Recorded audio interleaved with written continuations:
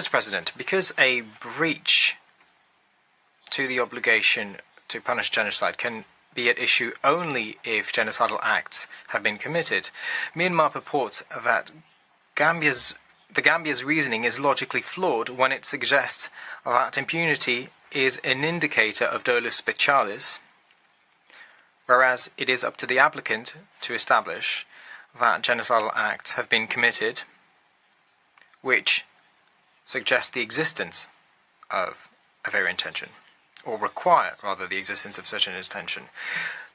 Members of the Court, the Gambia naturally sides with the Court's jurisprudence and agrees that the obligation to punish genocide can not be breached if there is no genocide.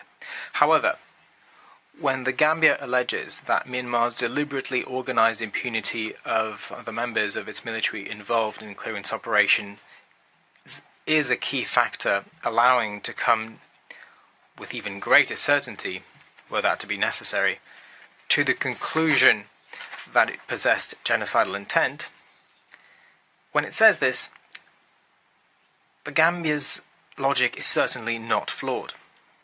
Quite the contrary. Our reasoning here is common sense,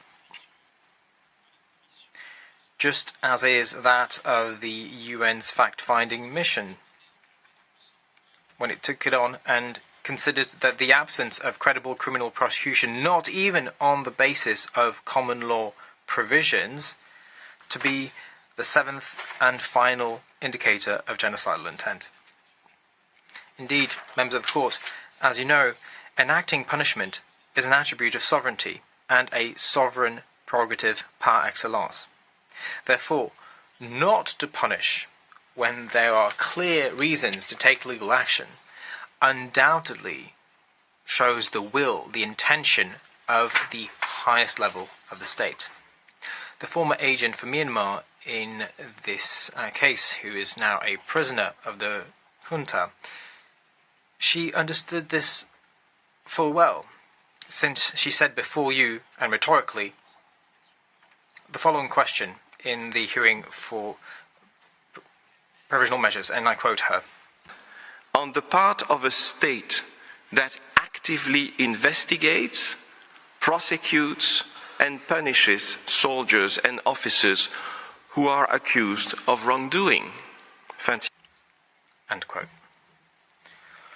Mr. President, members of the Court, the parties actually agree on the starting point of my analysis, and that is that Myanmar's constitution provides that members of the armed forces can only be subjected to legal action and punished by military courts.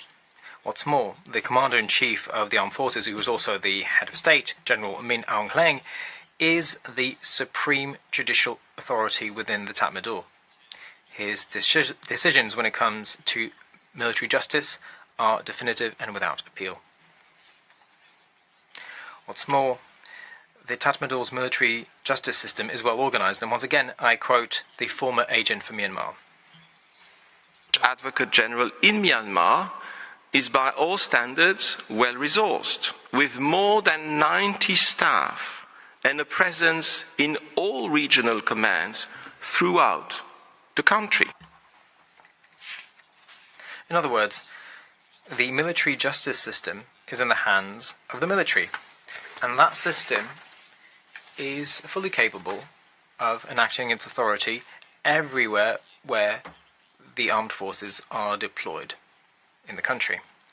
And thus, as you have just heard Ms. Alamin say, the highest-ranking magistrate of the army, Judge Advocate General Aung Hlin Due, went to northern Rakhine State in 2017, not to inquire, but to aid in the concealment of evidence of the atrocities committed against the Rohingya.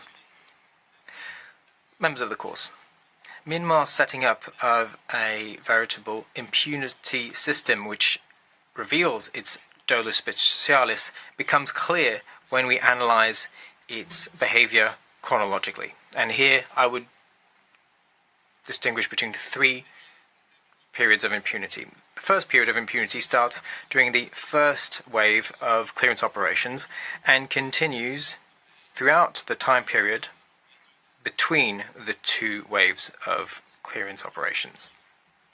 The impunity that followed the first wave guaranteed to military staff who would take place in the second wave that they would be able to take part in it without their having to fear any repercussions. A second period of impunity started at the beginning of the second wave of the operations on the 25th of August 2017 and ran up until the institution of the present proceedings on the 11th of November 2019. Finally, there was a third period of impunity, or rather there is one. It started with the season of the court and runs up until today. Myanmar's behaviour during this last period was of course tainted by the present case, since the respondent naturally wishes to appear before you in the best possible light, whereas its fundamental position has not changed in the slightest. Mr. President, members of the Court, Myanmar does not dispute that it commissioned no inquiry and initiated no criminal prosecution against members of its security forces involved in the first wave of clearance operations while they were happening, that is to say, between October 2016 and February 2017.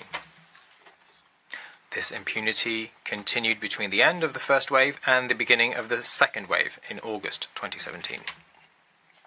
However, already during this period, by setting up so-called commissions of inquiry, which were smokescreens, Myanmar tried to put up a front for the international community, which was moved, quite rightly, by the indiscriminate violence that had been waged on the